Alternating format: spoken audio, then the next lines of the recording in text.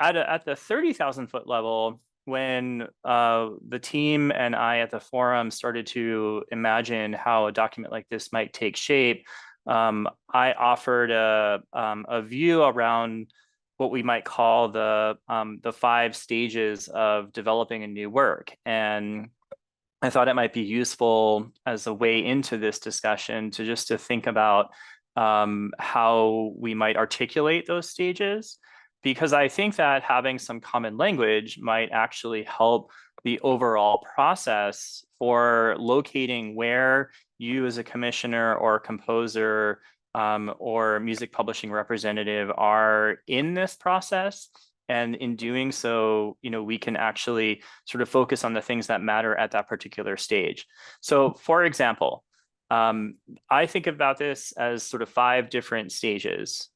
Stage 1, we might call just, again, to borrow a Hollywood term, the development stage. What is that initial period of time when kind of ideas are percolating? There might be some preliminary discussions around parties, a composer and an ensemble coming together in order to imagine and consider a new work. And it can come from any direction, right? The composer may have an idea that they've been thinking about for some time that they really want to pitch. An artistic administrator or a conductor or music director or any other organizational leader may say, I really want to work with so-and-so. How can we start a conversation with them? I think that is the most sort of interesting, formative stage of a work, because anything's possible at that moment in time. And there really are no barriers other than, just sort of saying, let's just have a conversation. And I think acknowledging that those conversations can occur in a very supportive and safe environment without anybody or everyone having to necessarily commit at that stage, right, allows for lots of incubation to occur as a result. So I think the more of those kinds of, sort of early stage conversations, the sort of more diverse and, the more diverse and also the more opportunities that will sort of make their way downstream. So like we should always be in development conversations is sort of my thinking and theory here. So let's imagine that those development conversations are moving forward, and it's, there may be actually something here. How do we bring some additional definition to that?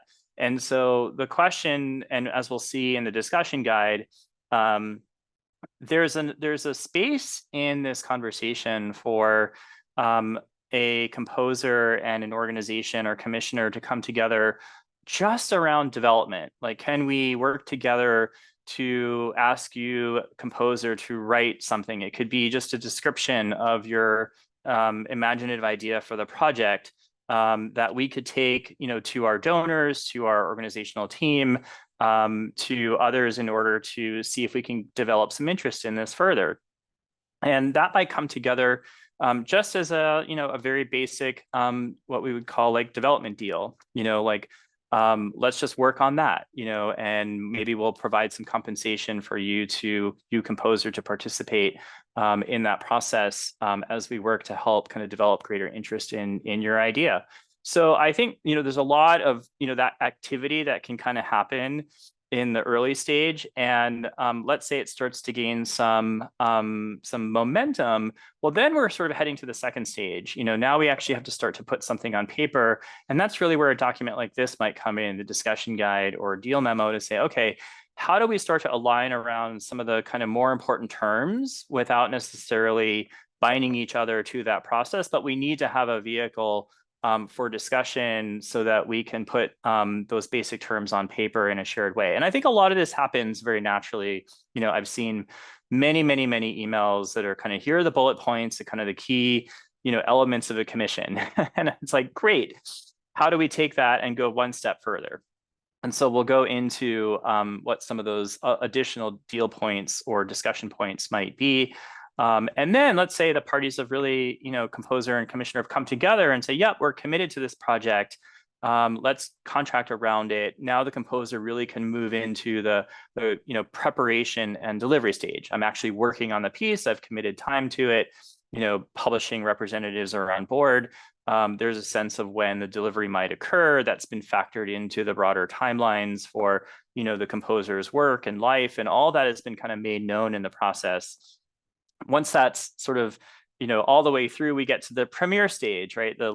Okay, now the work is actually going to get performed. What are all the events and activities, and how do we best support that? How do we best market it and promote it and credit the composer and do all the things that are going to make the most out of all the investment that has been made by both commissioner and composer, in this process. So certainly maximizing, that value and opportunity of the premiere. And then let's not forget the kind of post-premiere stage. Essentially, like, the work has been performed, it's made its premiere. Are there either additional plans for recording or for touring, or subsequent performances, subsequent regional premieres, maybe even a sort of commitment to subsequent rentals on a different part of the season? What's going to be the life of this work, and how do we best support that? And again, all these conversations have been happening all along.